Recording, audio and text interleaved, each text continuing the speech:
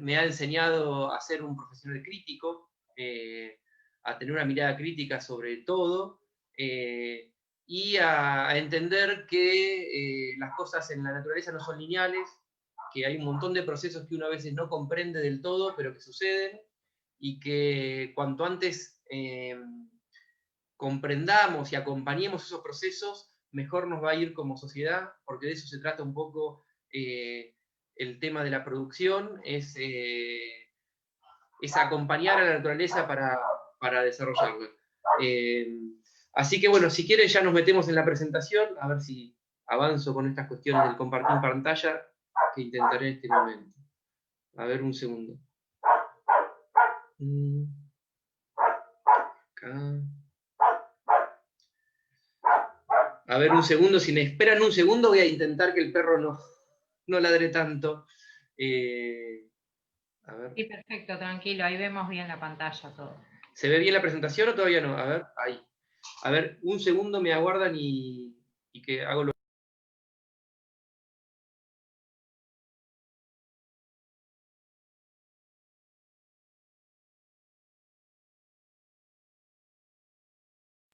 Tranquilo, ves que te estamos esperando. Y también está bueno que pasen estas cosas, porque son las cosas que pasan en las casas. Así que tomarlo con calma. Ahí está, perdón, estaba el perro atrás de la ventana ladrando y no iba a estar bueno. Bueno, ahora sí, ¿se ve bien? Entiendo que sí. Bueno, el tema que nos trae hoy... Se ve perfecto. Bueno, buenísimo. El tema que nos trae hoy en este tercer encuentro, repasemos por si alguno no estuvo en los anteriores, tuvimos un primer encuentro que fue el suelo como organismo vivo, un segundo encuentro que fue las semillas como una de las bases de la soberanía alimentaria y de la agroecología, que estuvo ahí la compañera Alicia González, también de CEDEPO, una referente en lo que es la agroecología y la producción de semillas. Y este tercer encuentro que vamos a intentar tratar el tema de la nutrición de las plantas como eje central, la teoría de la trofobiosis, que tiene un nombre a lo mejor complejo, pero después vamos a entender que si entendemos el concepto es algo muy sencillo. Y si nos da el tiempo, que creo que sí, porque hoy no nos corren los minutos para atrás, vamos a poder ver muy brevemente, por lo menos, una propuesta de un biofertilizante para tratar de mejorar algunas deficiencias nutricionales que podemos llegar a tener en nuestras producciones. Así que, bueno, comencemos. Esto es una presentación que yo... A ver si vamos. Ahí está. Una presentación que yo suelo hacer es arrancando para ver si todos podemos reflexionar sobre de qué se alimentan las plantas, esto en general en forma presencial o también consumo interactivo, les estaría preguntando de qué se alimentan las plantas y ahí cada uno de ustedes me estaría diciendo, bueno, del agua, del suelo qué, y bueno, que hay nutrientes, del aire, y en el aire que hay, tenemos oxígeno, pero también hay dióxido de carbono, y también tenemos algunos nutrientes como el nitrógeno, y tenemos el sol, que la fotosíntesis, bueno, todas esas cosas que sabemos, que lo venimos arrastrando desde la primaria seguramente, de cómo es ese circuito de la fotosíntesis para la alimentación de las plantas. Y dentro de eso hay algunas cuestiones que no son menores, como ser, la energía solar. Sabemos que las plantas son productoras primarias de alimentos. ¿Qué quiere decir eso? Que tienen la capacidad de producir, transformando la energía del sol en elementos carbonados. Las plantas son prácticamente los únicos organismos, después podemos hablar, bueno, hay algunas algas o algunos hongos que también lo pueden hacer, pero las plantas son principalmente los principales organismos que tienen la capacidad de convertir la energía solar en una energía útil para nosotros, que es a través de los hidratos de carbono. ¿Y cómo lo hacen? Como lo estuvimos diciendo, de esta manera, que es sencilla, un diagrama muy sencillo con todos estos factores,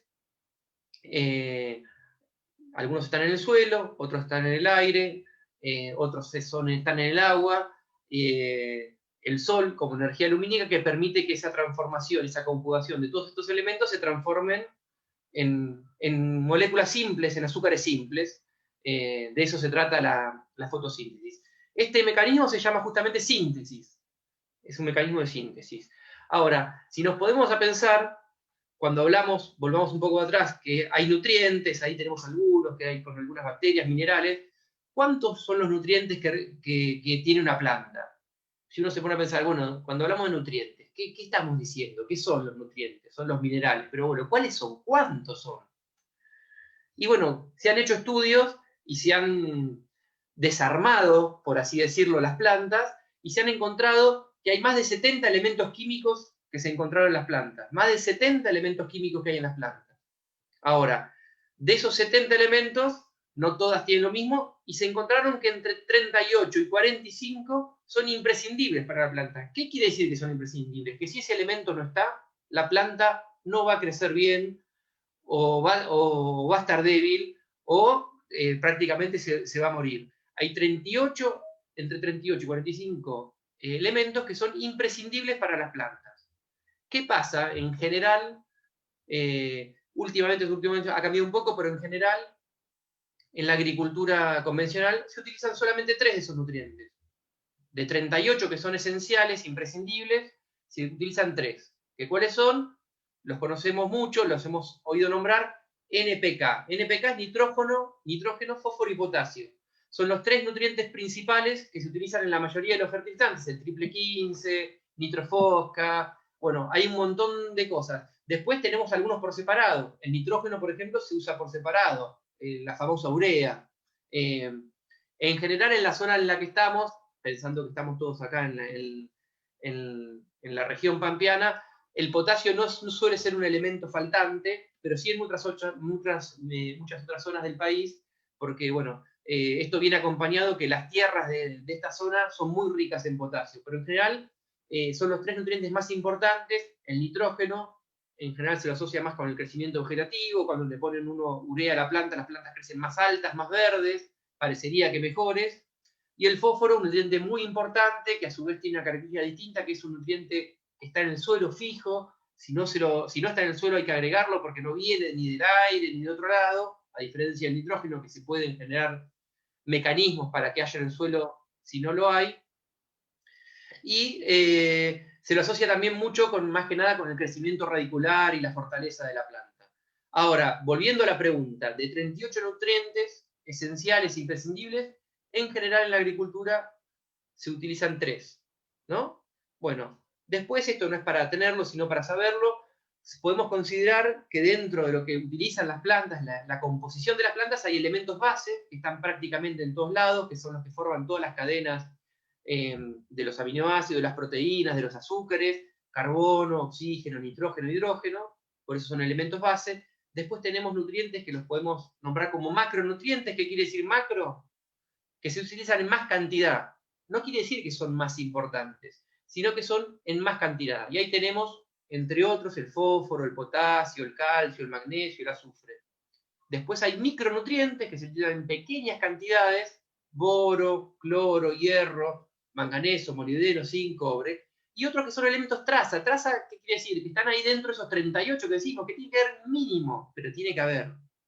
Porque esto cuando lo hablamos a lo mejor los productores, para que se entienda un poco, que se entienda un poco más, son tan importantes. Cuando uno va a hacer el pan, tenemos elementos base. Sin la harina sabemos que el pan no lo podemos hacer. Después tenemos otros elementos que son necesarios. Bueno, que pueden cambiar. Necesitamos agua, necesitamos leche, necesitamos un poco de azúcar, un poco de levadura. Y después hay otros son poquititos, la sal, el azúcar para que la levadura fermente más rápido. Que si no lo ponemos, seguramente el pan va a salir, pero no va a salir como lo queremos. Entonces, eso es lo que tenemos que entender, que todos estos elementos son como una gran receta de una torta o de un pan, y que cada uno cumple su función, que cuando no está, a lo mejor sale el pan, pero no va a salir como queremos, no va a salir fuerte, no va a salir lindo, no va a salir esponjoso. Bueno, lo mismo pasa cuando en el suelo hay alguna deficiencia de algún nutriente. Ahora vamos un poquito más en profundidad. ¿Qué hacen las plantas con estos nutrientes? Un poco lo vimos al inicio, pero vamos a ver si lo podemos comprender de una manera un poquito más compleja para entender por qué es tan importante. Bueno, ya dijimos que la fotosíntesis, que es aprovechar la energía lumínica más los nutrientes que hay en el suelo, más el agua y todo eso, para transformar a través de enzimas azúcares simples, ¿no? Y que estas azúcares simples van a ser la parte fundamental, la principal, para después poder construir las moléculas más complejas que necesitan las plantas para crecer. Aminoácidos, proteínas, azúcares, almidones. Las plantas, como nosotros, tienen todas estas componentes. Por eso tenemos algunas plantas que son más ricas en proteínas. Tenemos, por decirlo, las hojas, si quieren, o todos los que son los parientes y primos de las hojas, las lentejas, los garbanzos, los porotos, son plantas que son muy ricas en proteínas. Ahora, no solamente las legumbres son ricas en proteínas, todas las plantas tienen proteínas, algunas tienen más cantidad. Hay hojas de algunos árboles que tienen muchísimas proteínas. El caso de la morera, por ejemplo, es un árbol que tiene muchas proteínas, y así puedo estar una tarde enumerando especies vegetales muy ricas en proteínas. Después tenemos algunas otras plantas que son más ricas en azúcares. Bueno, ni hablar que la caña de azúcar, la remolacha, pero también hay muchas otras plantas que a lo mejor no están asociadas con el azúcar que nosotros comemos fundamentalmente, pero sí son azúcares. El maíz, sin más decirlo, el almidón, es un tipo de azúcar un poco más complejo. Entonces, lo que tenemos que entender es que esto que se realiza en las plantas sintetizan, forman, a través de la fotosíntesis, los nutrientes, el agua y enzimas que participan en este proceso, estos azúcares simples que después van a formar parte de estos componentes que necesita la planta para crecer, para desarrollar, para todos los cultivos. Bueno, volvió el perro, espero que no sea un inconveniente, pues ya no lo voy a volver a sacar. Después, para ver un poco más, las proteínas, que todos sabemos que tenemos proteínas, que son muy necesarias, que son parte constitutiva más que nada de lo que son los músculos y, bueno, parte de las carnes y todo eso. Bueno, las proteínas, para graficarlo más sencillamente, son como si fuera una cadena, un eslabón, una cadena. Y esa cadena está compuesta por eslabones, y esos eslabones los podemos decir que son aminoácidos, que son así se conforman las proteínas. Cada proteína tiene una cadena que se va armando con distintos aminoácidos que, de acuerdo a qué aminoácidos van y en qué orden, se forman las distintas proteínas que necesitan las plantas, los insectos, los animales, los seres humanos. Eso lo hacemos nosotros en nuestro organismo, lo hacen los insectos, también lo hacen las plantas. Cada órgano que tenemos está compuesto por proteínas, y esas proteínas son una cadena de aminoácidos que están ordenados de una manera determinada, que eso nos lo da nuestro gen. Los genes que tenemos le dicen al organismo cómo tienen que ser nuestras proteínas y de qué forma tienen que estar ordenadas. Ahora, para juntar esos eslabones, los aminoácidos para que se junten necesitan unas sustancias que también son como si fueran proteínas, que son las enzimas. Entonces, las enzimas hacen como ese pegamento, esa unión entre las cadenas.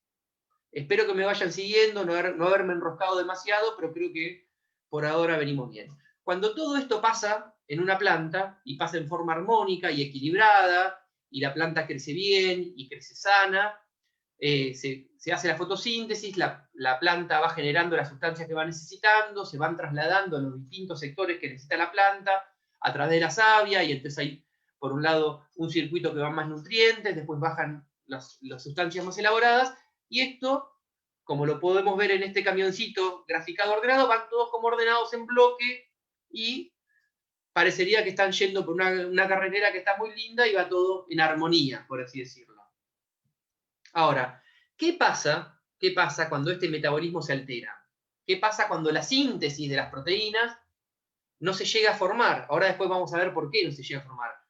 Cuando por alguna causa se interrumpe esa cadena de proteína, y en vez de formarse una proteína con 10 aminoácidos, se forman 5 pequeñas cadenitas y eslabones cortados y sueltos.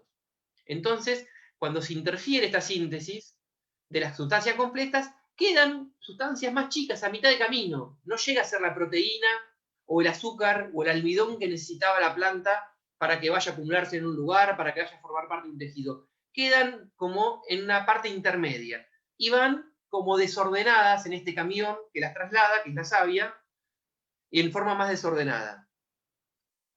Ahora, cuando esto pasa, llena la savia de un montón de sustancias libres, azúcares y nitratos, que ahora vamos a ver qué es lo que sucede con esto. O sea, lo que tenemos que ver es que por algún motivo esta síntesis armónica de la fotosíntesis y la formación de las sustancias más complejas que necesita la planta se interrumpe y empiezan a circular por la savia estas sustancias intermedias, azúcares libres, aminoácidos, nitratos, sustancias sueltas, chicas. Ahora, como dijimos, este mecanismo de síntesis se puede interrumpir. ¿Por qué se puede interrumpir? Hay múltiples factores por los cuales se puede interrumpir. Voy a ir rápido porque si no es mucho lío. Lo que quiero que tengan que entender es que hay muchos factores que pueden hacer que la síntesis de proteínas, de hidrato de carbono, se interrumpa. Hay algunos de esos factores que los vamos a poder corregir, hay otros que no van a depender de nosotros, hay algunos que vamos a poder ayudar y otros que no. Lo que sí tenemos que tener en claro es que hay factores que alteran el metabolismo normal de las plantas y que cuando eso sucede pasa esto de sustancias libres en la savia. Entonces, ¿qué puede ser? Una especie o una variedad de una planta. Muchas veces pasa que uno trae una especie de un lugar que le traen y no está adaptada al lugar donde estamos poniendo. Por ejemplo, fuimos de viaje al norte y trajimos unas plantas de maíz espectaculares, hermosas, de múltiples colores, las ponemos acá en la época que se planta el maíz y de repente vemos que la planta no crece, o crece muy alto, nunca da el maíz. Bueno, ahí hay algo con la genética de la planta y el lugar que no está adaptada. También pasa que a lo mejor no se adapta al clima, no se adapta, hay cuestiones genéticas que hacen que no esté adaptada esa semilla, esa planta que trajimos para nuestro lugar, en nuestro lugar. Eso puede ser un factor que interfiere en el metabolismo. Otro puede ser el estado de la planta. Hay momentos de la planta en que la síntesis de sustancias es tan acelerada porque las necesita de tal manera tan rápida que circulan por la savia un montón de sustancias. Y eso lo vamos a detectar y ahora después lo vamos a ver. Por ejemplo, cuando está brotando la planta o cuando está en floración es un momento de mucha transferencia de sustancias de un lado a otro de la planta. Y es un momento en que circulan por la planta un montón de sustancias simples en la savia. Después puede haber un factor del suelo. Hay veces que por el tipo de suelo o está muy compactado, hace que la planta tenga dificultades en el crecimiento de la raíz, y entonces un suelo muy arcilloso, muy pesado, muy compactado, la planta no se puede desarrollar, no puede absorber bien el agua y tenga dificultades y eso haga que los nutrientes no lleguen en la cantidad, o los nutrientes o el agua no lleguen en la cantidad y en la forma que necesita la planta, y eso también, habiendo mucho sol y no habiendo agua, no habiendo nutrientes, no se está haciendo bien el metabolismo. Otro factor que puede ser climático. Cuando hay baja luminosidad, muchos días nublados hacen que no se haga una buena síntesis. Cuando hay heladas se interfiere, cuando hay un exceso, una falta de agua, cuando se encharca un lugar, una zona baja y se encharca, ahí las raíces no pueden respirar, hay menor absorción de nutrientes, se diluyen. Bueno, distintos factores que pueden ver. Cuando tenemos abonos orgánicos, esto lo vimos en la clase de suelo, cuanto mayor materia orgánica tengamos, vamos a tener una mayor disponibilidad de nutrientes, un suelo más rico, y cuanto menor tengamos, va a ser peor para la planta. Entonces, entendemos que si es un suelo bien nutrido, con mucha materia orgánica, la planta va a tener a disposición la mayor cantidad de nutrientes y va a poder hacer una buena síntesis de los nutrientes. Bueno, después, si el suelo está dotado con abonos minerales de baja solubilidad, esto sería más que nada roca fosfórica, conchilla, que van liberando fósforo, van liberando calcio. Si tiene una buena dotación de estos minerales, un suelo vivo permite que esa roca fosfórica, esa conchilla, se vaya solubilizando a medida que lo van requiriendo las plantas y van absorbiendo los nutrientes que necesitan. Cuando un suelo carece de roca fosfórica, carece de conchilla, no tiene otra opción que absorberla o de la base que puede llegar a tener el suelo o de algún fertilizante químico. Después, cuando uno realiza tratamientos nutricionales a través de biofertilizantes, a través de cenizas, con un complejo de nutrientes mucho más amplio que estos 3 nutrientes que dijimos, la planta también se va a ver beneficiada porque va a tener a disponibilidad mayor cantidad de nutrientes, y estos nutrientes que son micronutrientes, nutrientes traza, que van a decir, ¿por qué la ceniza de madera? Que ya lo vamos a ver cuando veamos el biofertilizante. La ceniza de madera, ¿qué es? Es todo lo que queda que no se fue cuando prendemos un leño. Ese leño no es nada más y nada menos que un montón de tejidos y órganos de las plantas que ha absorbido durante toda su vida un montón de nutrientes. Algunos se fueron con el fuego, que son volátiles, pero los que quedaron en general son los minerales. Entonces, cuando vemos que tenemos alguna deficiencia de nutrientes, las cenizas de madera son un gran acompañante de un montón de minerales que a lo mejor no sabemos cuáles están, pero sabemos que hay muchos. Y entonces es una salida como para poder abonar. Ojo con la ceniza, tampoco vamos a hacer un cultivo, una maceta llena de ceniza porque está lleno de minerales, no. Las cenizas son muchas sales, y yo lo que siempre digo es como la sal en las comidas. Los médicos dicen que un poquito está bien, si le ponemos de más nos va a hacer mal, y si le ponemos de más recurrentemente nos va a terminar afectando la salud. Bueno, tengamos ese criterio cuando se utilizan las cenizas también. Después, las prácticas culturales. Muchas veces uno hace prácticas culturales que terminan afectando el metabolismo normal de las plantas. Alguna carpida, se cortan raíces, se daña alguna parte de la planta, y eso también puede afectar el metabolismo. Podas mal hechas, muchas veces alguna poda mal hecha, fuera de estación, en distintos órganos de la planta, también puede alterar el metabolismo. Otra práctica de los injertos también pueden ser una base para que no haya una buena fluidez entre la parte de abajo de la planta y la parte de arriba. Se forman nudos, y muchas veces esos nudos hacen como un filtro, y muchas veces sea un lugar para que que se pueda interrumpir de alguna manera en algunos momentos el metabolismo normal de las plantas. Y acá vamos a lo mejor al terreno donde más lo podemos manejar, que puede ser la utilización de abonos químicos, y principalmente estos 3 que dijimos, nitrógeno, fósforo y potasio, que estamos haciendo un shock, de alguna manera, de 3 nutrientes cuando la planta necesita más, y a veces no están esos otros, o hay en menos cantidad, y hay una ley que se cumple, pero bueno, más o menos, que es la ley del mínimo, que en general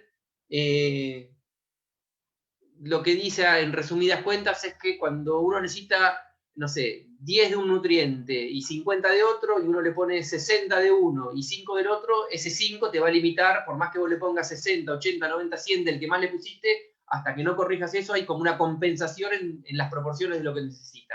Y muchas veces se aporta nitrógeno, se aporta fósforo, se aporta potasio, se ve una respuesta inmediata en las plantas, pero después, y ahora lo vamos a ver un poco cuando avancemos un poco más, eso termina haciendo que las plantas se terminan debilitando, y necesitamos venir con algunos agroquímicos porque empieza a haber ataque de insectos, porque la planta está más débil, y lo vamos a explicar un poquito más en profundidad cuando veamos la teoría de la trufobiosis.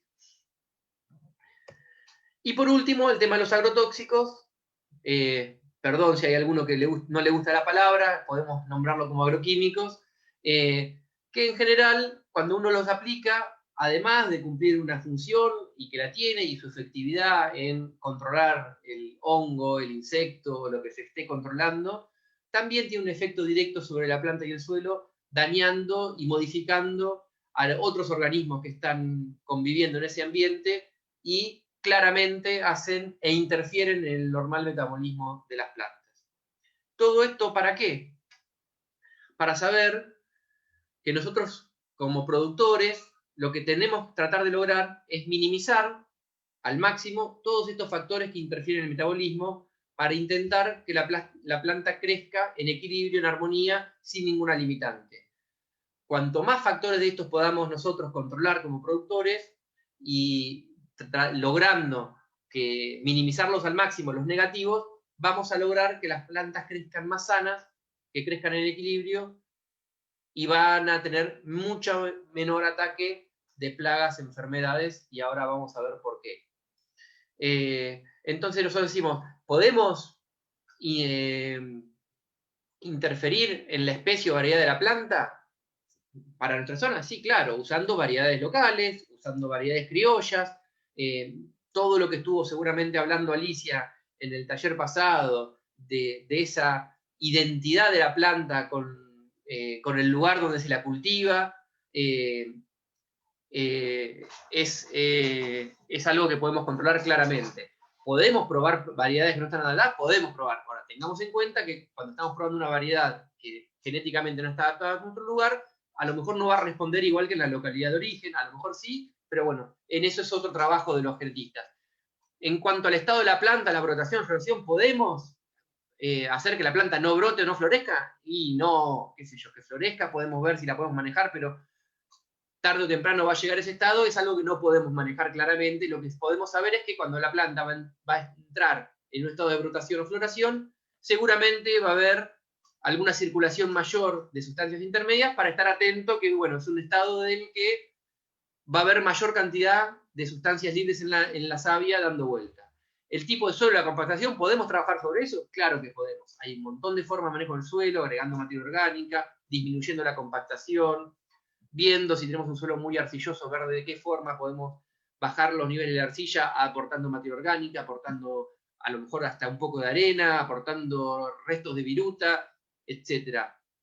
¿Podemos interceder en el clima de nuestra zona? Y algunas cosas sí, otras cosas no. ¿Podemos ver que nos inunde nuestro terreno? Podemos hacerlo.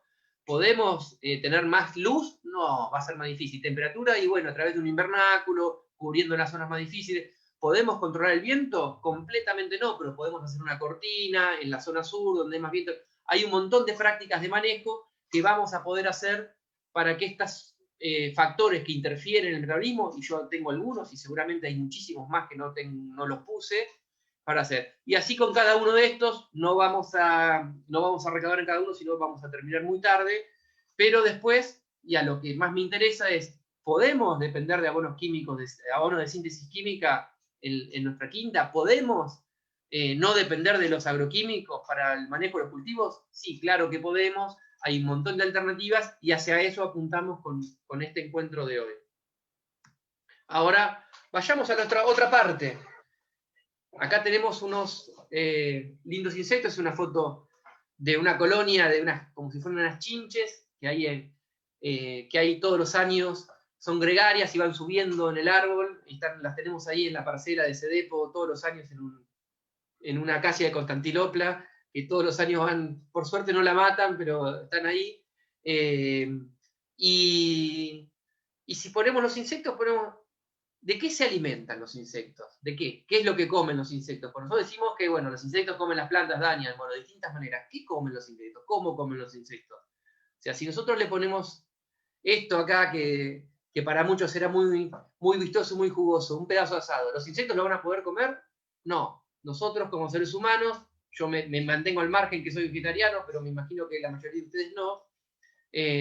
Si les ponemos esto en la mesa, van a seguramente con un cuchillo y un tenedor cortar un pedazo, lo van a empezar a masticar. En la saliva tenemos distintas sustancias que ya empiezan a degradar la grasa, las proteínas, los azúcares que pueda contener la carne, lo van a tragar, ya preprocesado el alimento, masticado, con enzimas que van a degradar ese alimento, llega al estómago, lo atacan otras enzimas, lo van degradando, lo van separando y logramos que de ese alimento que se consumió separemos nosotros todos los nutrientes y los aminoácidos que necesitamos para formar nuestras propias proteínas. Nosotros dijimos que las plantas formaban sus proteínas, sus azúcares, tienen su sustancia de reserva que es el almidón, nosotros tenemos nuestra sustancia de reserva que son las grasas. Lo formamos de esta manera. Nosotros agarramos, destruimos las proteínas que hay en la carne o que hay en los vegetales y de ahí formamos nuestras sustancias que nuestro organismo va a construir con nuestro genoma, con nuestras necesidades. Ahora, ¿qué pasa con los insectos? ¿Tienen todo esto? ¿Tienen una boca? ¿Tienen saliva? ¿Tienen un sistema digestivo? ¿Tienen todo esto que tenemos los humanos y muchos la mayoría de los animales? ¿Un sistema digestivo complejo? No, no lo tienen. Los insectos no tienen este sistema digestivo. Por eso hay muchas sustancias que no las pueden consumir. Necesitan, de alguna manera los insectos, todas estas las mismas cosas que necesitamos nosotros y que necesitan las plantas. Sales minerales, azúcares, aminoácidos, lípidos, etc. Pero ¿qué pasa? No tienen la capacidad de asimilarlo de sustancias complejas. Les cuesta mucho, no lo pueden hacer. Necesitan que en las plantas haya estas sustancias libres, azúcares simples, aminoácidos, que no haya proteínas complejas, que no haya almidón. Necesitan que haya la savia dando vuelta porque esa es la forma que lo pueden asimilar. De las otras formas no lo pueden hacer, les resulta muy difícil. Y acá es donde juntamos estas dos cosas. ¿Por qué es importante que una planta que crezca sana, por qué una planta que crece sana, que crece en armonía, es menos atacada por insectos, es menos atacada por las enfermedades? Porque está haciendo el metabolismo en armonía, hay menos sustancias libres dando vuelta y es menos atacada por los insectos. ¿Cómo lo podemos detectar? ¿Cuántas veces hemos visto que vemos un caminito de hormigas cruzando toda una huerta y agarrando unas plantas de brócoli que están a un costado y otras plantas de brócoli que están a 3 líneas ni las tocan? Y las cruzan por al lado y no las cogen. ¿Por qué? ¿Les gusta caminar a las hormigas?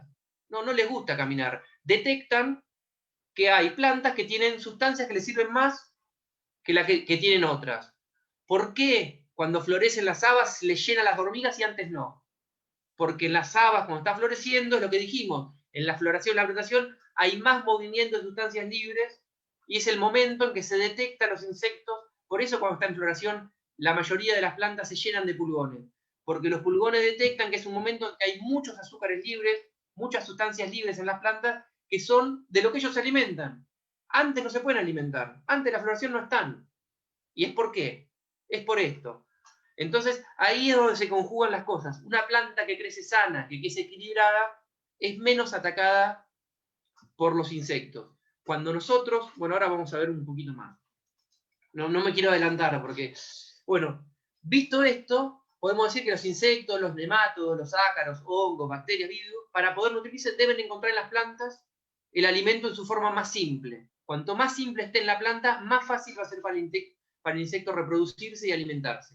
Cuando nosotros usamos agroquímicos, esta nutrición se desequilibra. La planta no es que le echamos para el pulgón y la planta, es para el pulgón y a mí no me afecta nada. Las plantas se afectan, sienten que le estamos echando una sustancia química que la altera, como también altera el productor que se las echa. El productor se intoxica con el agroquímico, no es solo que daña al pulgón.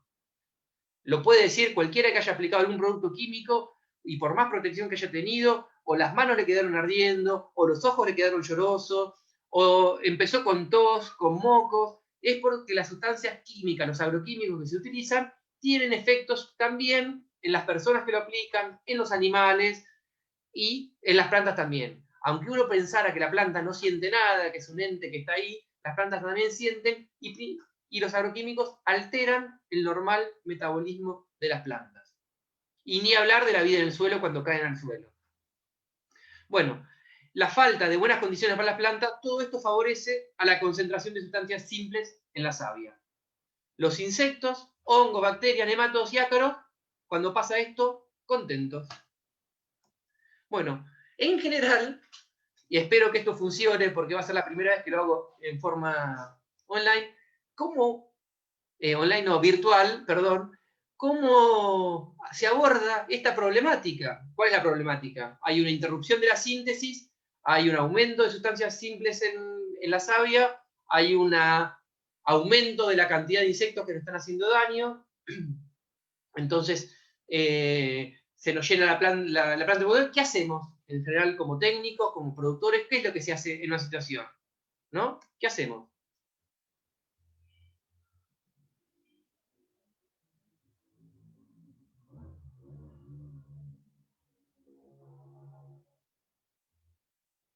¿Qué hacemos? ¿Qué hacemos? ¿Qué hizo Homero? ¿Qué hizo Homero? ¿Qué pasó? Tenemos un problema. Están los pulgones en la planta. Listo. Echemos un veneno. ¿Estamos solucionando el problema?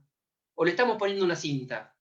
El problema no es que hay pulgones. El problema es que la planta está creciendo de una forma desequilibrada. Si nosotros no atacamos el problema y atacamos el síntoma, que son los pulgones, todo el tiempo vamos a estar corriendo a buscar un producto químico para matar los pulgones, después va a venir la arañuela, después va a venir la cochinilla, y así un sinnúmero, y después va a terminar atacando los hongos porque la planta está muy debilitada, y un sinnúmero de productos químicos que van a hacer que la planta cada vez se se delite más. Entonces, el ejercicio, el desafío, es poder mirar cuál es realmente el problema que nos entra. El problema no son los pulgones, el problema es que la planta está creciendo con alguna dificultad que no hace su metabolismo correctamente. Y ahora sí, y ya con toda esta introducción bien grande, podemos empezar a hablar de lo que es la teoría de la trofobiosis, que, como ya dijimos, tiene un nombre medio raro, trofobiosis, nos puede indicar qué quiere decir. Bueno, trofo quiere decir alimento, biosis quiere decir vida, y fue descubierta por, vamos a poner todo así, por un investigador, si no me equivoco, agrónomo también, Francis Jabusot, francés, que lo que hizo fue, tuvo que hacer algunos ensayos en laboratorio, que es lo que generalmente muchos investigadores de la rama de la agronomía hacen, que es determinar cuál de una serie de insecticidas andaba mejor. Entonces, ¿qué se hace en laboratorio? Se agarran, no sé, 10 macetas con plantas, se los incentiva que tengan pulgones, por ejemplo, y después se prueba un producto 1, un producto 2, un producto 3, un producto 4, un producto 5, y otro que se aplica a agua, que es el testigo. Y entonces se determina, bueno, el producto 1 de esta manera, el 2, el esto, el otro. ¿Qué pasó? Francis Jabusot, haciendo estos ensayos, se dio cuenta que, bueno, encontró que el producto 1 era el que mataba a todos y no quedaba nada, el producto 2 mataba al 80%, el producto 3 al 70%, y después vio que venía el testigo, el que le echó agua nomás, y había otros productos que usó que estaban peor que el testigo. Y digo, ¿cómo pueden estar? Y él, en vez de quedarse, bueno, agarro los primeros 3 como mejores, perdón, dijo, ¿cómo puede ser que haya productos que yo esté echando y me den peor que el testigo, que es solamente agua? Y empezó, eso es el espíritu crítico, eso es observar críticamente las cosas que pasan. Y empezó a observar que justamente los productos químicos que estaban utilizando no eran inocuos y que las plantas de alguna manera recepcionaban ese producto, y había algo que pasaba que hacía que responda peor a que si hubieran echado agua. Y entonces, a partir de ahí, empezó a desarrollar la teoría de la trofobiosis, que básicamente fue lo que estuvimos hablando en el inicio, pero si le voy a leer este pequeño resumen. Estos son libros y libros, es como, me da hasta vergüenza decir que esta es la teoría de trofobiosis, pero esos son los conceptos generales y más importantes.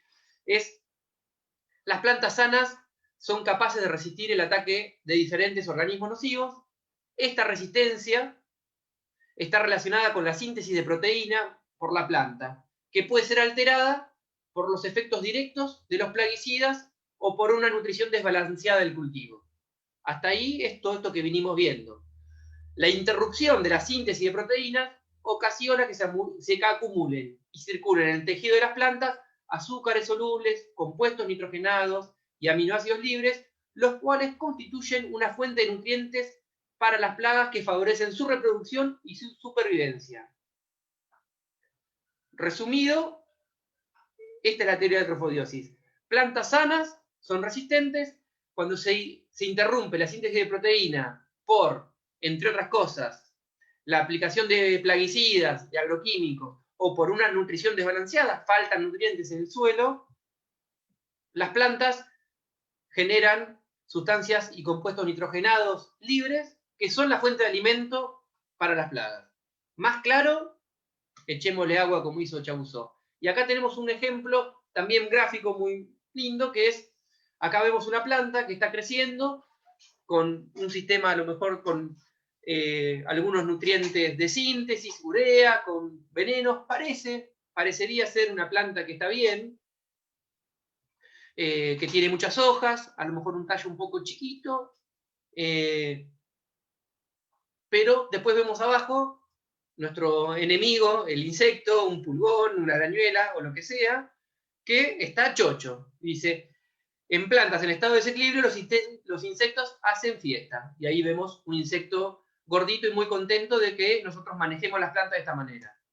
Ahora, cuando usamos la teoría de trofobiosis y tenemos una planta nutricionalmente equilibrada, ¿qué pasa? Vemos una planta, a lo mejor con un tallo más fuerte, con menos hojas posiblemente, pero que hay una recirculación de nutrientes, las raíces con nódulos que son interacciones con bacterias que hacen que algunos nutrientes lleguen a la planta de mejor manera, y vemos que en plantas equilibradas los insectos mueren de hambre. Y ahí vemos al pobre bichito del restaurante con un menú que no está a su alcance.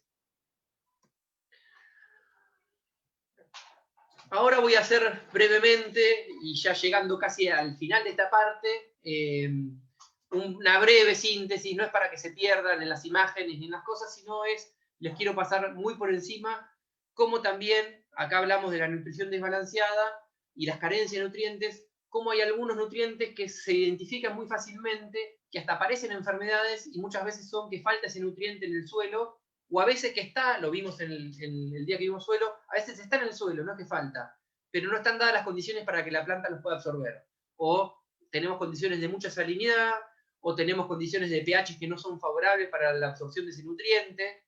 Entonces nosotros tenemos, por ejemplo, uno de los nutrientes que casi no se habla, que es el boro, y vemos cómo la carencia de boro, muchos de estos son ensayos en laboratorio, extremadamente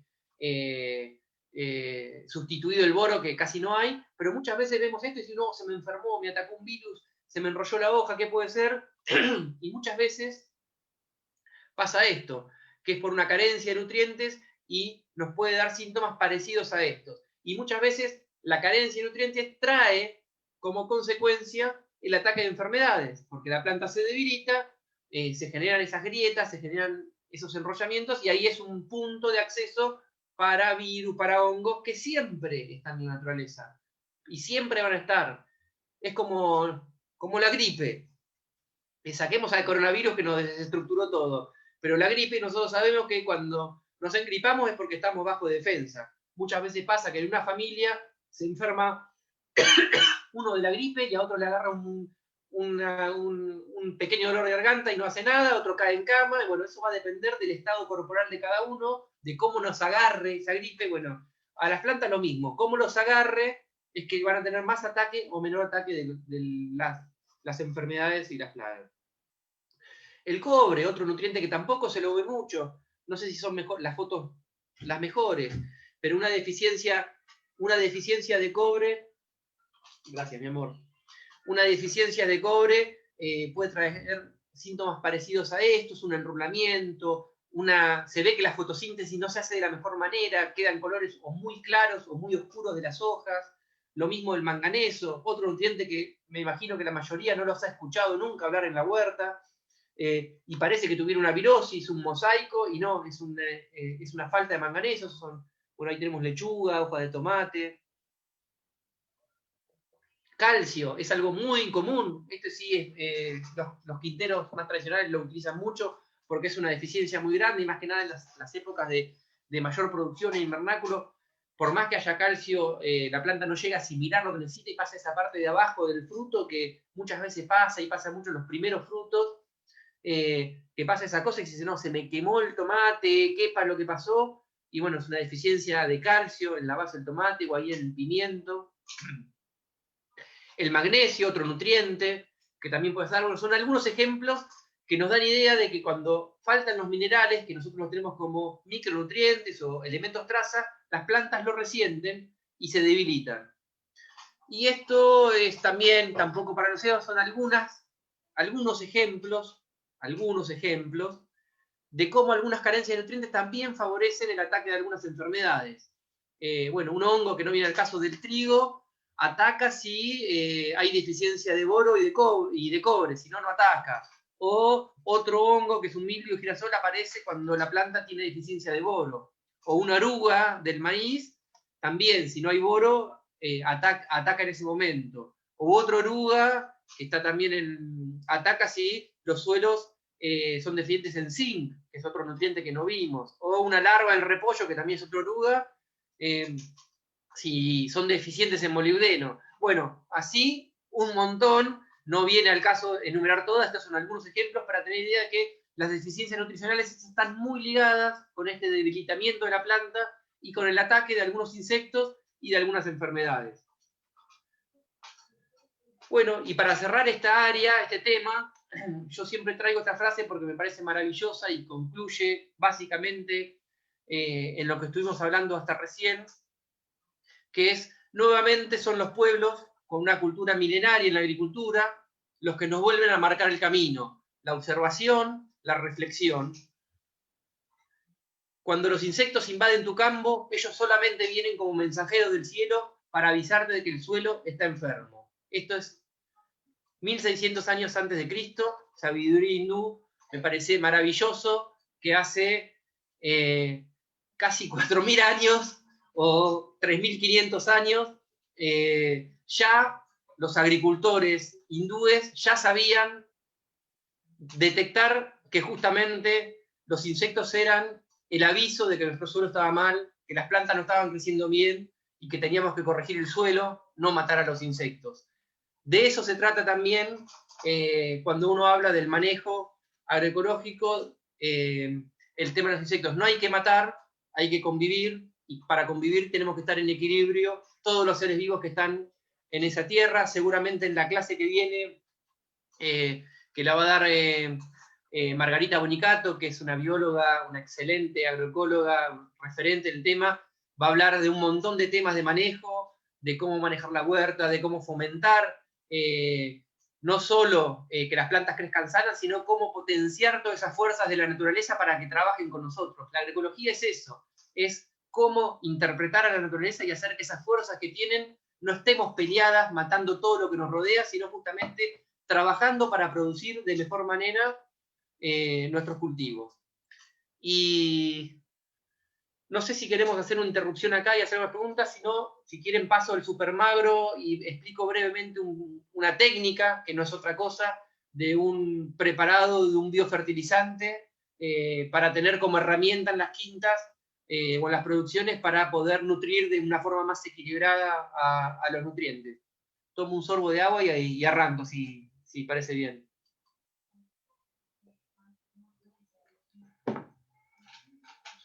Bien. El supermagro es un biofertilizante, y si decimos biofertilizante, de vuelta todo lo que tenga bio quiere decir vida. Lo desarrolló, lo creó un técnico brasilero que se llamaba Edelvino Magro, de ahí viene el nombre de supermagro, que este técnico tenía un monte de manzanos y quiso salir del sistema de la fertilización química y empezó a ver, a probar, a desarrollar, y desarrolló este sistema de generar un fertilizante biológico, un supermagro, que no solo contenga una porción viva, sino enriquecido con sales minerales que él sentía que tenían deficiencia a lo mejor otros nutrientes. Entonces vio la necesidad de generar un fertilizante con muchos nutrientes, con muchas sales, y desarrolló esta técnica que nosotros la fuimos adaptando. Nosotros, digo, todos los que hacemos agroecología, le fuimos metiendo mano a la fórmula madre de nuestro gran Edelvino Magro y hemos hecho nuestros propios supermagro. Entonces nosotros en general decimos que hacemos un biofertilizante tipo supermagro porque tiene los conceptos, las formas, pero después le vamos cambiando de acuerdo a lo que tenemos en nuestro lugar. Algunas cosas, algunas respetamos más, algunas respetamos menos. Esto es un abono rico en micronutrientes y le da a la planta, no sé si todos, pero muchos de los elementos lo que necesita para crecer un crecimiento sano y vigoroso. No tiene 3 nutrientes, tiene muchísimos más. ¿Y por qué no digo cuántos tiene? Porque no sé cuántos tiene. Tiene muchísimos. Habría que hacer un estudio de nutriente por nutriente, a ver cuántos tiene. Hay muchos estudios, pero cada preparación va a tener su propia impronta y ahora vamos a ver por qué. Y acá, bueno, se rescata los conceptos que teníamos. Una planta sana es menos atacada por plagas y enfermedades, se evita el uso de agrotóxicos, produce alimentos sanos, de mayor valor biológico y cuidando el medio ambiente. Podemos decir que es un biofertilizante, es un fertilizante vivo. La parte viva son un montón de microorganismos que están ahí adentro, levaduras, hongos, bacterias, y estos microorganismos son los que hacen, a través de distintos mecanismos, entre ellos la fermentación, que se encargan de transformar, por un lado, el estiércol de los alimañes, los minerales que le agreguemos y el resto de los ingredientes, que vamos a ver qué tiene, en esas sustancias solubles que van a poder absorber las plantas. ¿Qué se necesita? Esto, la presentación, yo ya se la pasé a Cecilia, seguramente después se las van a pasar en un formato de PDF, así que no necesito que la copien ni que nada. Se necesita, por un lado, un tacho plástico. Esto es un sistema sencillo, lo pueden hacer de distinta manera, y que esté hermético y que no le entre aire. Entonces, para que no le entre aire y salgan los gases de la fermentación, se necesita hacer un sistema sencillo, que ahí ven con una manguerita, se puede hacer de la manera que ustedes crean que lo pueden hacer. No tiene que entrar el oxígeno y tiene que salir el dióxido de carbono, que es producto de la fermentación. Ahí en esa manguerita, los gases que se van formando van saliendo y van burbujeando en una botellita que tiene agua. ¿Por qué una botella que tiene agua y no largarla? Porque si la dejamos sin la botella de agua, como sale aire puede entrar. Nosotros no queremos que entre. Entonces usamos como si fuera un filtro de agua para que los gases después burbujeen y salgan y no pueda entrar aire al tacho. ¿Por qué tan exigente? Porque vamos a hacer una fermentación anaeróbica. ¿Qué quiere decir anaeróbica? Que es sin oxígeno. Entonces nosotros tenemos que tener, una vez que armamos todo el preparado, no entre más oxígeno, se empiezan a desarrollar bacterias y hongos que son anaeróbicos, que se desarrollan sin oxígeno y hacen la fermentación que nosotros queremos. Este es el listado de ingredientes, no los anoten, veámoslos muy por encima para ver qué tienen cada uno. Tenemos por un lado estiércoles, acá está puesto de vaca y de gallina, pero puede haber de caballo, puede haber de oveja, puede haber de chancho. Siempre es importante que haya el de vaca y que esté fresco, porque ahí hay un montón, no solo nutrientes, sino microorganismos, bacterias que tienen en el estómago de las vacas, que necesitamos que nos ayuden a descomponer todos los demás ingredientes que tenemos. Humus de lombriz, tierra de monte. ¿Qué es la tierra de monte? Es la tierra que hay abajo de los montes de árboles, que es el producto de la descomposición de esos hojarasca, esas maderas que van cayendo. Es una tierra negra que siempre encontramos y buscamos para las macetas. Bueno, necesitamos de ahí los microorganismos que están en esa tierra, que son los descomponedores. Entonces necesitamos que también tengan eso. Miel de caña, lo ideal, sino azúcar, que es lo que se necesita para darle como un shock de energía para que se reproduzcan más rápidamente estos microorganismos. Levaduras, para tener otro tipo de levadura de cerveza, la común, la que usamos para hacer el pan, para hacer la pizza. Harina de hueso o cáscara de huevo, que lo vamos a usar como forma de nutrientes. Sabemos que la harina de hueso tiene mucho calcio y mucho fósforo, la cáscara de huevo tiene calcio, entonces necesitamos incorporar ese nutriente. Y malezas picadas, en lo posible de la zona, en lo posible frescas, y en lo posible que tenga ortiga y tenga leguminosas, porque son plantas que tienen muchos nutrientes, y principalmente nitrógeno, que es un nutriente que lo vamos a agregar de esa manera, a través de las ortigas, a través de las leguminosas, pero también pueden ser los pastos que hay en la zona, las malezas que hay en la zona.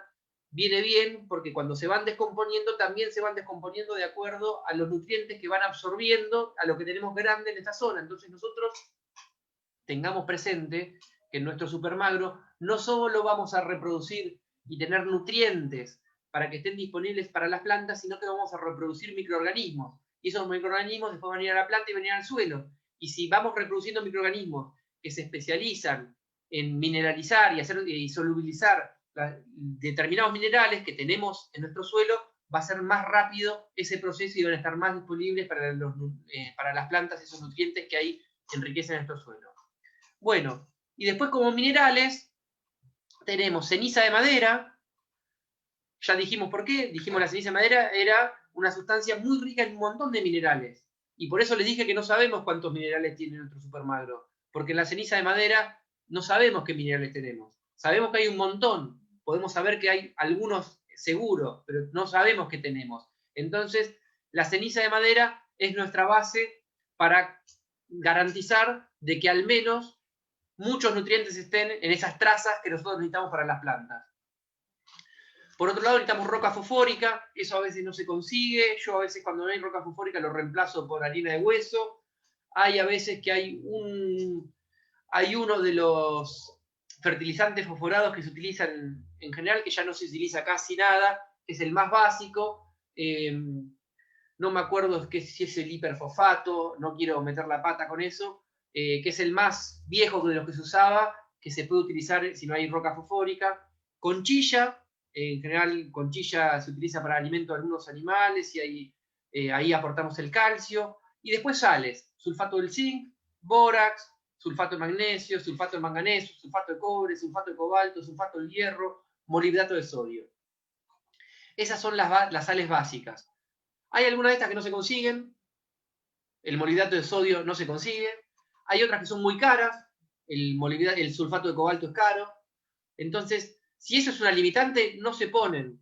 Se pone un poco más de ceniza y vamos a garantizar que algo de esos elementos haya. Que no sea una traba no conseguir las sales. Hay muchos productores que no ponen ninguna sal, ponen solamente cenizas. Y ponen un montón de cenizas y hacen un super magro con todo lo biológico más las cenizas. Es una opción. Hay algunos de esas sales que se consiguen muy fácilmente. El sulfato de cobre se consigue muy fácilmente, está en la mayoría de las ferreterías, se usa mucho para las piletas, así que no sería un problema. Y hay otros que se consiguen con bastante, el bórax también se consigue fácil. Pero bueno, este es el listado general. ¿Qué hay que hacer para usarlos? Bueno, primero buscar el lugar donde vamos a poner el tambor. Tiene que estar en general, y hay que determinarlo y armarlo el supermagro en donde se pone el tambor. Muchas veces hace que uno lo arma por facilidad, cerca donde está la canilla, cerca donde está el coso, y después cuando lo quiere mover, pesa 200 litros y... bueno, que es algo que no aclaré, todo esto era para un tacho de 200 litros, todos estos ingredientes. Esta misma proporción, si tiene un tacho de 100, de 50, se reducen las proporciones y lo van armando de acuerdo a la capacidad que tenga. Lo ideal sería debajo de un árbol, puede ser adentro de un invernáculo. Lo ideal es que, ¿por qué ideal? No se tiene ni que enfriar demasiado y mucho menos calentar demasiado. Si se enfría demasiado va más lento. Si se calienta demasiado se mueren los microorganismos. Entonces hay que buscar que no esté en un lugar ni extremadamente caluroso ni que le dé el sol para que a las 12 del mediodía le pegue el sol del 5 de enero, llegue a 50 grados de temperatura y se mueran todas las bacterias o todos los hongos o gran parte de ellos. Entonces tiene que estar en un lugar que se resguarde de esas temperaturas extremas. Después hay que mezclar bien todos estos ingredientes en el tambor. En general hay que separar el bórax y agregarlo 3 días después porque el bórax inicialmente se combina con el magnesio y después se hace insoluble. Entonces el bórax en general lo dejamos apartado y lo incorporamos 3 o 4 días después para que ya no se combine fácilmente con el magnesio y evitar que se forme una sal que después no la podamos aprovechar. Luego se completa con agua de pozo no clorada para que no se maten los microorganismos y se cierra herméticamente. Después hay otra forma de hacerlo, que no viene al caso hacerlo, va a estar en la presentación, no voy a tener el detalle. Hay muchas técnicas distintas de hacerlo, yo lo hago siempre de esta manera que les estuve diciendo. Una vez que está completado esto y está cerrado herméticamente, se deja el tambor entre 8 y 12 semanas, de 2 a 3 meses, y esto va a depender de acuerdo a la temperatura. Cuando estamos en primavera, verano, con temperaturas altas, todos sabemos que los microorganismos se reproducen más fácilmente, la fermentación es más rápida, se va a hacer más rápido. Si lo hacemos en invierno se puede hacer, pero tengamos en cuenta que la fermentación va a ser más lenta. ¿Cuándo va a estar listo? Cuando nosotros notemos que deja de fermentar. Cuando nosotros vemos que no burbujea más en la manguerita, que levantamos la manguerita casi al límite del agua y no sale ninguna burbuja, quiere decir que ya no está fermentando, que está estabilizado. Ojo, no confundir con que vinieron varios tiempos fríos y no fermenta porque están los microorganismos durmiendo. Cuando hace calor, pasan varios días, la fermentación al principio es alta, después baja y deja de fermentar. Bueno, cuando se termina, el producto que va a quedar, por un lado, decantado, separado, en las fases, toda una parte de un barro y una parte líquida. Muchas veces se forma un hongo blanco arriba, ese es normal, no pasa nada, uno lo saca ese hongo y va a ver que queda un producto como agridulce, con olor al abono, a la bosta de vacas, y para hablar bien, que queda un olor, un dejo a bosta, pero que un olor que uno diría, los que andamos en el campo, un olor agradable, como a silo, como a chucrut, ese tipo de olor, de esa fermentación, una fermentación láctica. Y si está así, está bien. Si nosotros vemos que color oscuro, olor a podrido, no olor a vaco, olor a podrido, feo, fuerte, algo falló y no está bueno, eso hay que tirarlo, no sirve para echarlo a las plantas, se puede usar para aprovecharlo en una abonera, para hacerlo descansar, pero no está bueno el supermagro. A mí nunca me pasó que se pudra. Acá otra cosa, si no se tiene un tacho cerrado, se lo quiere hacer en un tacho que no sea hermético, se puede hacer. En vez de que sea anaeróbico, que sea aeróbico. Pero hay que revolverlo todos los días, más de una vez por día, por lo menos durante las primeras semanas. Entonces, como nosotros sabemos que a veces uno se olvida de revolver y no pasa, yo trato siempre que sea en el tacho hermético, funciona mucho mejor.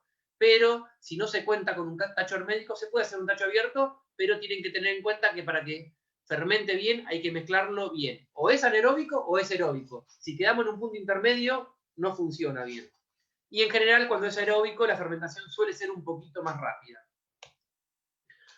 ¿Cómo se usa el supermagro? Después de los 2 o 3 meses, esto se utiliza en general foliar, se lo pulveriza arriba de las plantas, como el agua, no puro, ahora vamos a ver, y en general la frecuencia va a depender del tipo de planta y las necesidades que haya. En general, lo que se ve es que cuanto más frecuente se aplique y con menores dosis, mejor resultados da. ¿Qué quiere decir esto? Es mejor aplicarlo todos los días a una dosis muy, muy bajita que aplicarlo una vez por semana con una dosis más alta.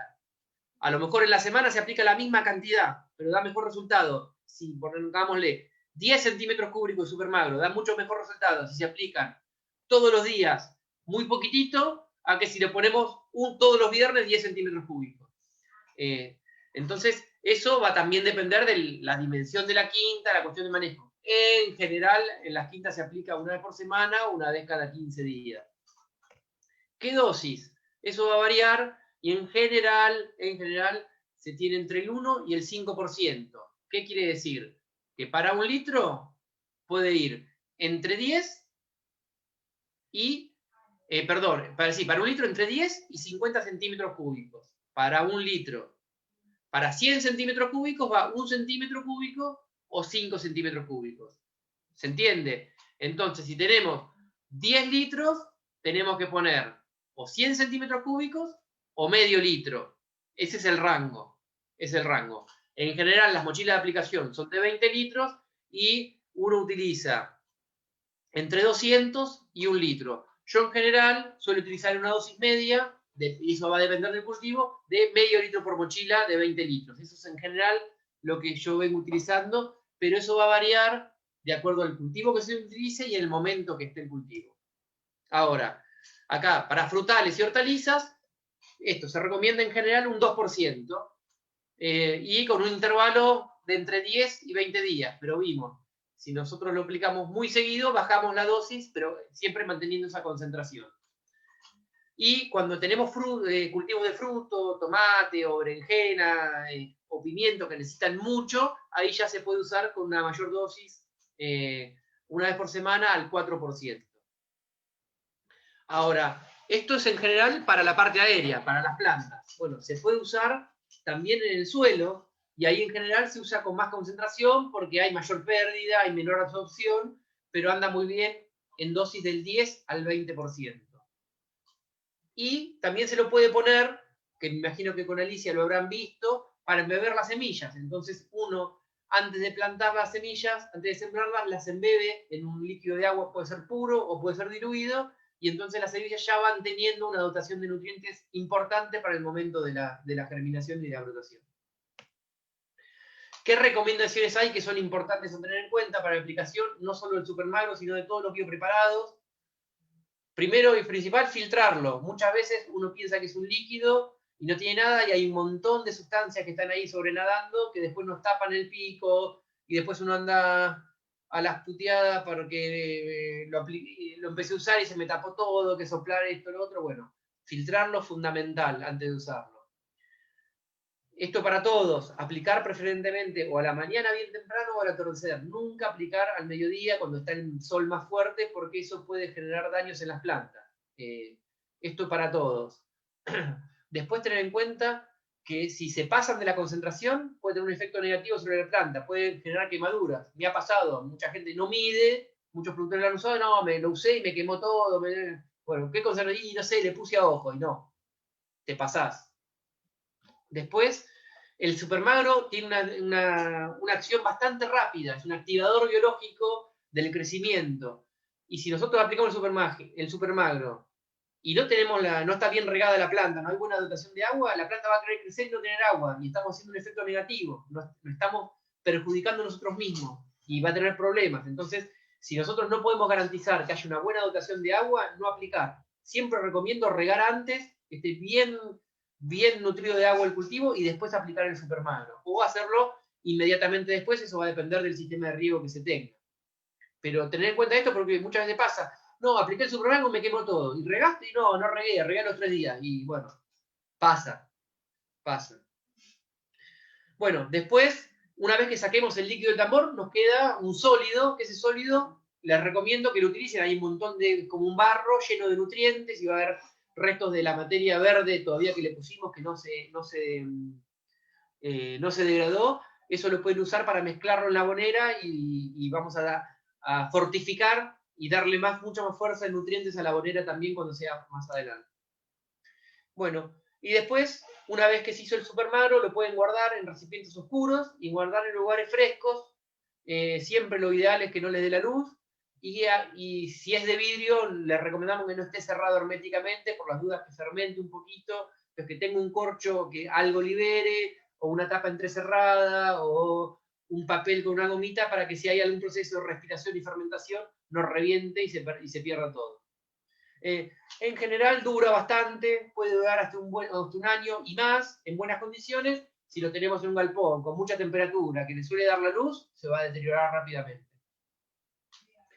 Bueno, hasta acá creo que llegué con la presentación, creo que respeté casi los tiempos, y dejo, si quieren, para el espacio de preguntas.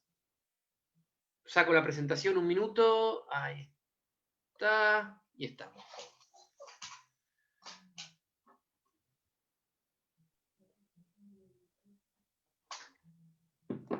Muchas gracias, Ezequiel, muy bueno, la verdad. Un placer escucharte, se aprende de todo. Ahí iba sacando fotos a la presentación para no olvidarme qué parte era la que más necesitaba tener presente. No sé si alguien tiene preguntas, pueden o alzar la manito, que es ese simbolito que nos permite usar el Zoom, o escribirla por el chat y nosotros con Pablo la podemos leer. ¿Alguna pregunta para Ezequiel? O no se entendió nada, o no se entendió todo. Llegan felicitaciones. Muchas gracias, Veje. Felicitaciones, excelente presentación. Gracias, Vane. ¿Cómo estás? Eh, Una colega y amiga de la facultad. Muy bien. Hola. Ahí están mis padres, ahí los veo, mis padres. Es verdad que hoy los encuentros son virtuales, ¿no? También con la familia. Bueno, sí, ahí. Sí. Mi padre también es agrónomo, así que espero que siempre hemos charlado de estos temas. Tomando supermagro.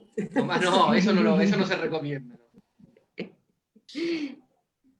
Siempre agradecemos la presencia y el acompañamiento del equipo de maestras y maestros que acompañan el postítulo de cambio climático, que estamos este año haciendo junto al Sindicato de Maestros, junto a SEDUCA y al Instituto Gladys Vera, donde Lore es nuestra rectora.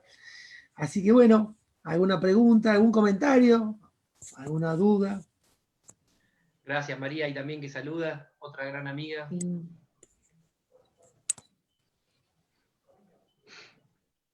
Yo sabes lo que te quería consultar, porque me llamó la atención esto de interferir en la especie o variedad de una planta, ¿no? Cuando mencionabas por ahí al principio. Más que nada lo relacioné, y no sé si está bien o me estoy yendo mucho, pero la otra vez fui a la verdulería, discúlpame, yo no entiendo mucho, estoy recién incursionando, ¿no? Todos estos temas, y había como una pera que me contaron que era como mezcla de pera y manzana. Y entonces ahí me explicó, dice, no, son así como fusiones o injertos que hacen de prueba. Y me imagino el impacto que tiene eso a todo nivel. Bueno, hay que ver eso, hay mucho de eso, pero hay que ver exactamente qué es eso. Hay una variedad de peras, se llama pera asiática, que tiene una forma como si fuera manzana y es como una pera, y no es, tengo entendido que no es un invento, sino que es algo así. Pero después sí hay mucho con las peras y con las manzanas, que se le ponen determinadas hormonas de crecimiento, o para que sean más alargadas, o para que sean más básicas. Eso se trabaja mucho con estimulando para que tengan una forma u otra, de acuerdo más que nada al mercado externo, que es el mercado, la pera y la manzana en general en Argentina está pensada para el mercado de exportación, y se utiliza mucho de acuerdo a la demanda de los países que van. Entonces, si va para un determinado país, se usa bastante, pero por la descripción que me decís, parecería ser más una pera asiática, que no es muy común ver en las verdulerías, y muchas veces pasa que muchas veces las verdulerías no son productores, y entonces a lo mejor no están, y mucho menos con las frutas, entonces a lo mejor les llega eso y piensan que viene con eso, pero bueno, habría que ver exactamente qué era. Pero sí, después sí hay mucho manejo en la presentación de los frutos, y pasa mucho en la pera y en la manzana específicamente, que hacen muchas hormonas o que sean estiradas, y uno ve manzanas que son como más estiradas o más chatas, y lo mismo en las peras, que bueno, también depende de las variedades que hay, pero sí. Sí, gracias, digo, a veces uno no está muy informado, ¿no?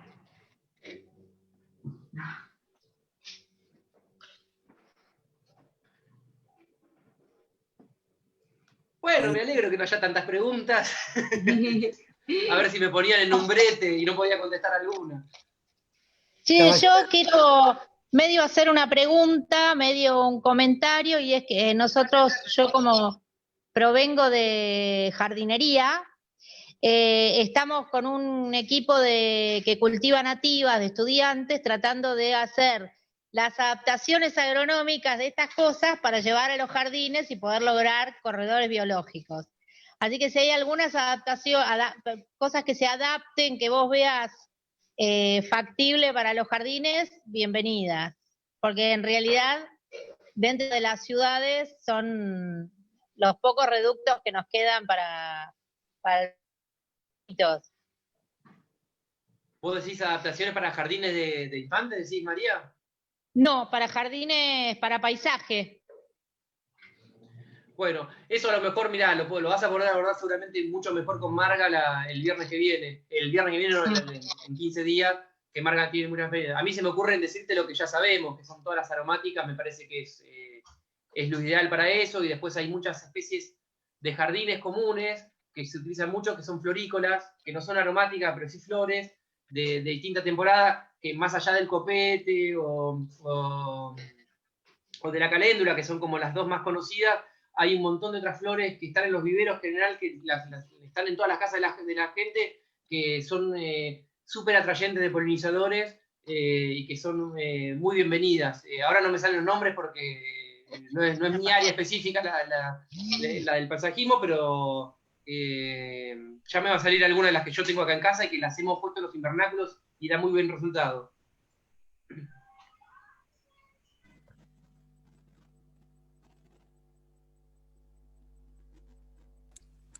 Bien, se me congeló María, se me congeló. Ah, quedó congelada. María. Sí. Bien. ¿Alguna otra pregunta, comentario?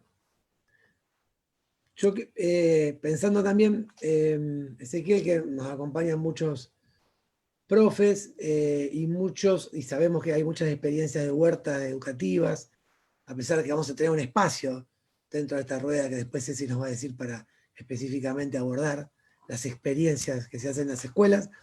Si hay algún material donde nosotros como profes, maestros, podamos buscar alguna página, algún espacio, como para buscar información sobre armados de huerta, saber que uno va a ir a un lugar más, digamos, fehaciente. Bueno, ahí entramos en un montón, hay un montón de redes de agroecología que tienen un montón de información. Bueno, yo desde CEDEPO pertenecemos a una red que es el Maela, el cual integra muchas organizaciones que tienen mucha experiencia y muchos materiales, no solo de CEDEPO, sino de INCUPO. Está ZAR, que tiene muchos materiales. Bueno, no me quiero olvidar de ninguna nombrando a tantas.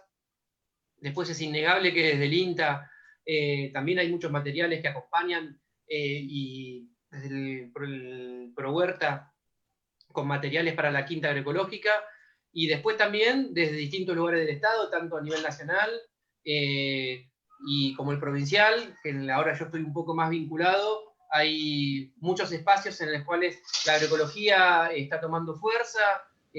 Hace unos días se declaró y se le dio entidad a la agroecología dentro del Ministerio de Agricultura de Nación.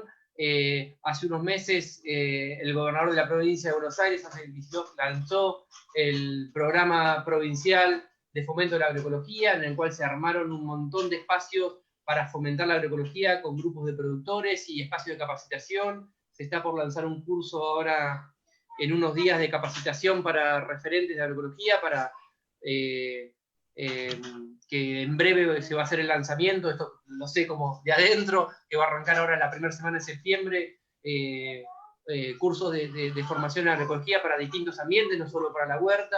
Así que creo que en este momento hay una disponibilidad de espacios y materiales. Uno ya pone agroecología en internet y le saltan 1000 opciones en cuanto a cursos. Estuvo el curso que hizo el INTA con el MOOC, que ya hizo dos MOOC, y seguramente va a seguir haciendo eso, que son cursos de agroecología virtuales muy interesantes. Así que creo que estamos en un momento muy interesante para el aprendizaje, para el acompañamiento, para formarnos todos, porque todos los días aprendemos nuevamente. La agroecología es algo muy dinámico, así que nada, no puedo decir un lugar, creo que hay varios, y es una cuestión de solamente buscar un poquito y que aparece. Llega una consulta de Silvina, acá al chat, que dice, una consulta con el tema de hongos en los frutales. Otra es si hay algún manejo respecto de la nutrición de las plantas o del suelo. Bueno, sí, desde ya. En general, lo que hay que ver es, vimos que hay muchos factores que pueden perjudicar. Hay que ver si es una cuestión de dónde está localizada la planta. Muchas veces uno pone 5 plantas y hay una que no agarra, porque en ese lugar justamente pasa algo, o está muy compactado ahí, o hay cerca, las raíces llegan a un lugar donde hay una contaminación, puede ser que haya restos de algún lugar, y eso, pero centrándonos que todos los demás factores pueden llegar a estar bien, yo atacaría primero las cuestiones de nutrición, tratando de generar una nutrición más equilibrada. Hay muchas enfermedades de hongos, el torque, los durazneros, y eso que son muy fácilmente controlables con algunos bioinsumos muy fácilmente preparables. El caldo bordelés es el fungicida más antiguo que hay, de muy sencilla preparación, al alcance de todo el mundo, que uno googlea y sabe cómo se hace. No viene al caso ahora de tachar en eso, pero se hace ahora, en esta época, antes que salga la brotación. Es el momento para empezar a usarlo. No sé qué tipo de frutales son los que tienen problemas, pero... son justamente, disculpa, son justamente eso que nombraste, duraznero y cítrico.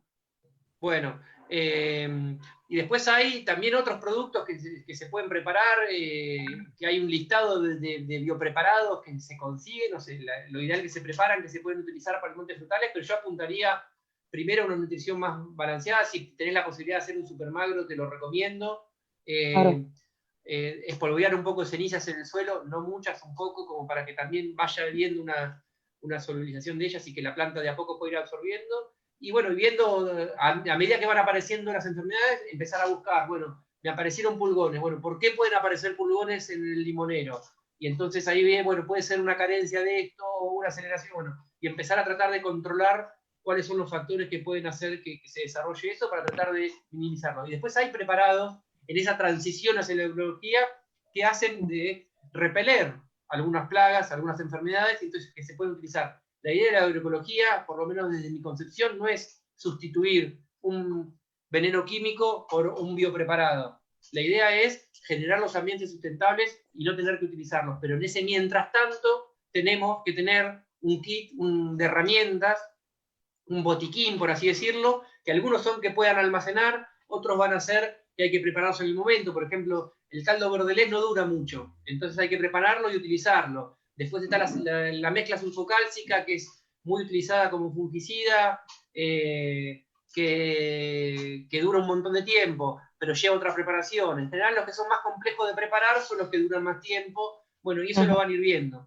Una cosa que no dije, no solo para el supermagro, sino para el resto de los biopreparados, es también tengan en cuenta cuándo lo aplican. En general, si los aplican cuando la planta está en floración, puede hacer que aborten flores, puede hacer que alejen polinizadores, entonces también el momento de aplicación, ténganlo en cuenta, si ustedes tienen la planta, está en plena floración y necesitan de polinizadores, a lo mejor no está bueno aplicar, foliar un biopreparado porque los puede repeler. Hay otros que no, pero otros sí.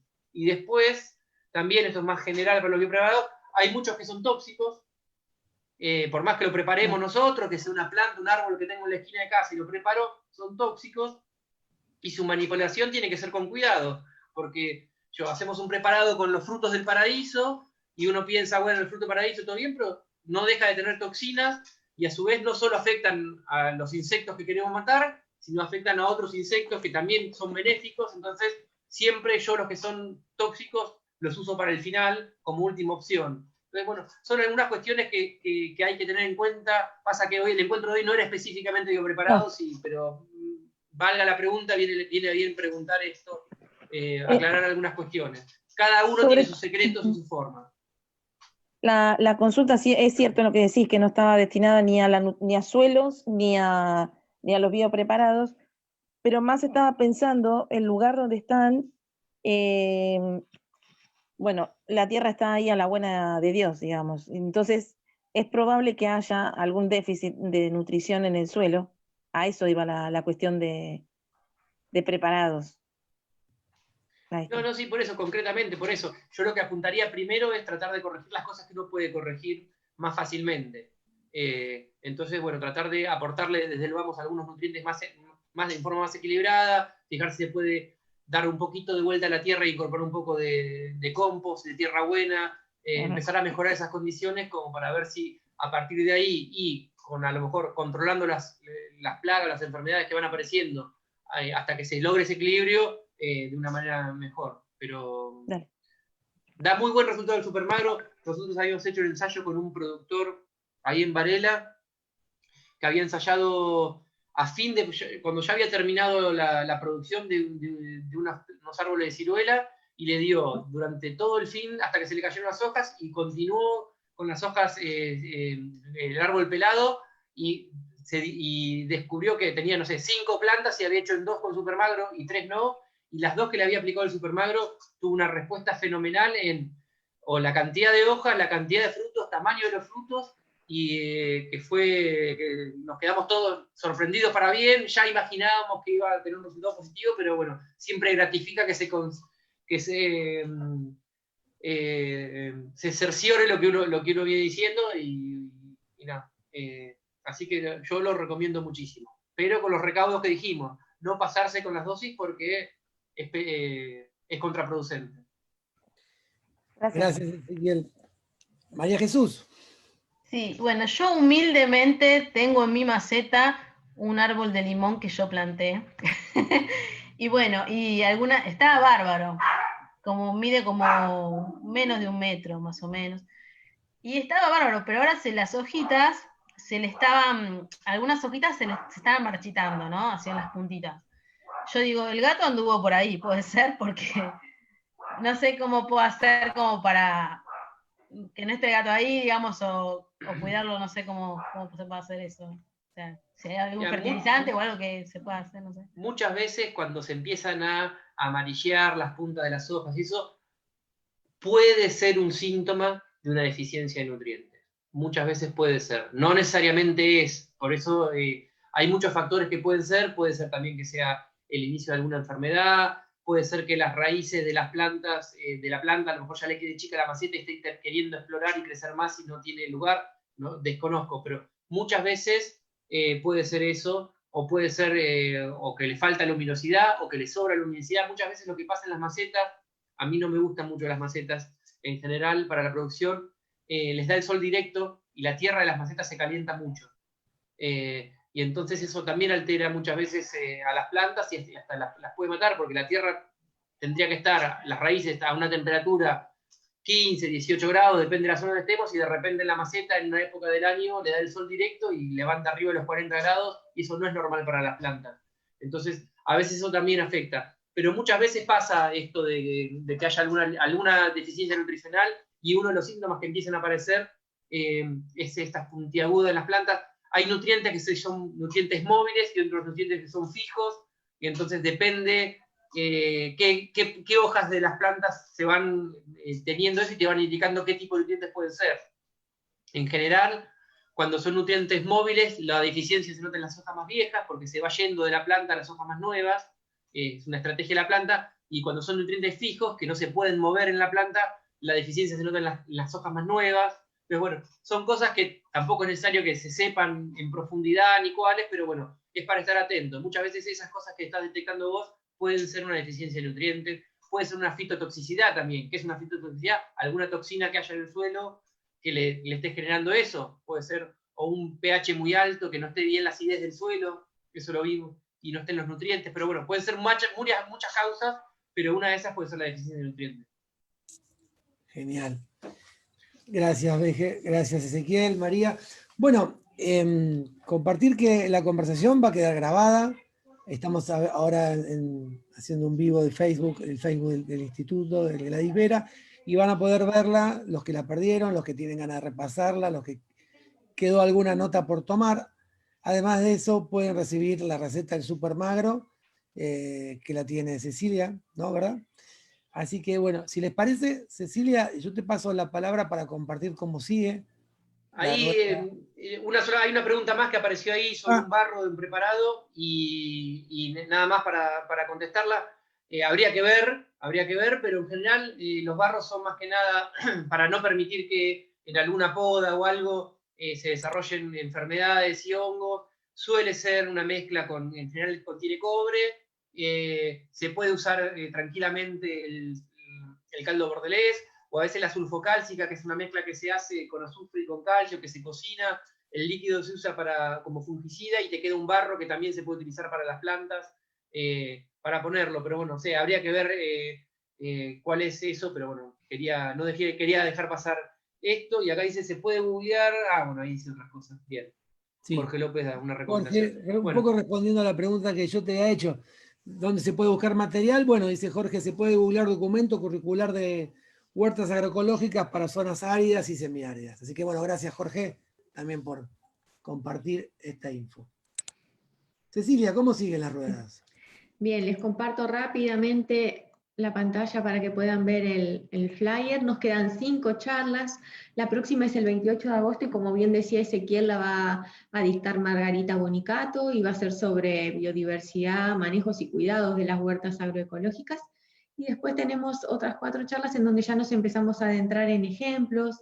Vamos a tener gente que nos va a contar su experiencia en huertas familiares y escolares, también en huertas urbanas, como un espacio para la reflexión y también la acción en el territorio, efectos de la salud y el ambiente de los plaguicidas, y la alimentación y los saberes desde la perspectiva de la soberanía alimentaria. Es decir, son 5 charlas más los viernes, cada 15 días a las 18 horas. Si tienen el link y se inscribieron y seleccionaron todas las charlas, van a ir recibiendo, cuando falte poquito para cada una de ellas, un aviso, un recordatorio y los datos para poder ingresar a la misma. Y si no, escriben al email que pueden tomar este flyer y compartirlo, y entonces la persona escribe al email que figura en el flyer, como hicieron ustedes, y les pasamos el link para que puedan hacerlo y participar de estas ruedas de conversación. Recuerden que es abierto, que están todos y todas invitados, que pueden compartirlo con compañeros de trabajo, con quien tenga interés. Así que solamente hace falta una inscripción previa, como para tener un control de los accesos. Y bueno, así que los esperamos en el próximo encuentro. Agradecerte profundamente, Ezequiel, que te tomaste este otro momento para con nosotros. Y bueno, Ceci, gracias también por estar ahí en la organización, junto con Néstor, que está por ahí, el compañero también. Así que bueno, saludamos y nos vemos en el próximo encuentro. Gracias Lorena, gracias Educa y Gladys Vera.